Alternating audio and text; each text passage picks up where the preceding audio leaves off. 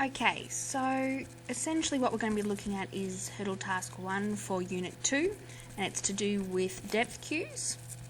So what you'll need to do is you'll need to take 5 photos, right? And these are to include the pictorial depth cues such as height in the visual field, linear perspective, texture gradient, interposition and relative size. And what you'll need to do for each of those photos, so you'll put a heading, let's say for example, like the picture that's shown here, you might go, alright, so this is going to be relative size. Then what you'll do underneath, is you'll have a definition. So let's put that in there, if it finally comes up, there you go.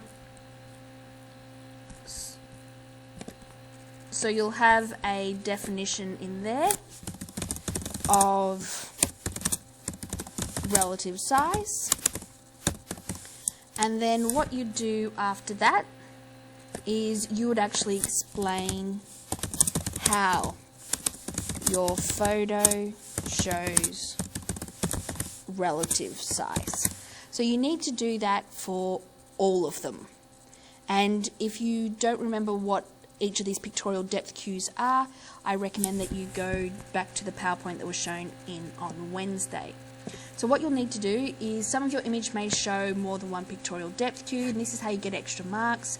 You'll need to explain each cue represented in the image. So in this one here we've also got linear perspective, where the 2 lines recede into the middle.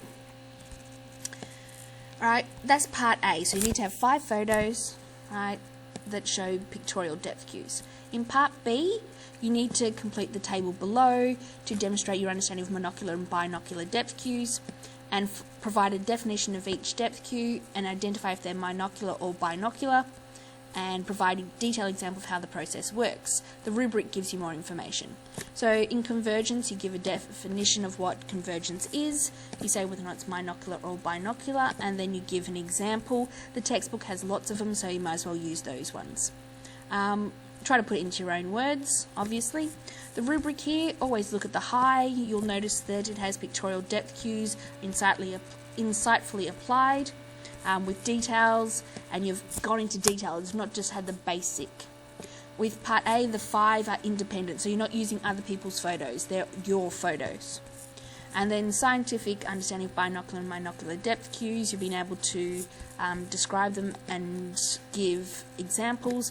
And then with the language and expression, right, so you've been able to use the correct language.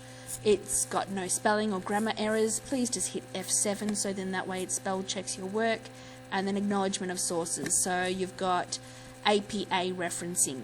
You'd be referencing your textbook, and that would probably be the main one that you use, so make sure you get it right, because it's an easy mark to get. You don't have it, you lose it. So make sure you do it. If you have any questions, please don't hesitate to ask.